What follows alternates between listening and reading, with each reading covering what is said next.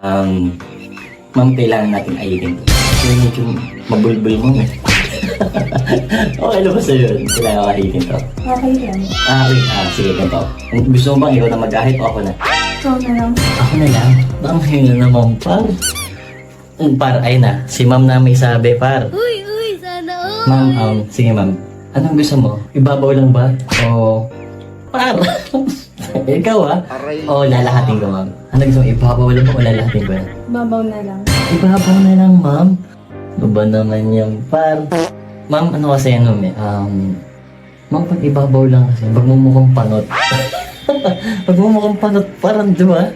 Par, trust nyo naman yung like kung gusto nyo ahitin natin ng buo. Bilang ko ng 3, 1, 2, hit mo na yung like, 3, yan. Ma'am, sabi ng mga subscriber ko is, lalahatin ko na. Okay lang ba sa'yo? Okay lang. Okay lang. Aba! Ma'am, sige, higa ka. Higa ka po. Upo ka dito, ma'am. Oh. Hindi, ma'am. Upo ka dito, ma'am. Upo ka. Ayan. Sige, upo ka dito. Oh. Sige.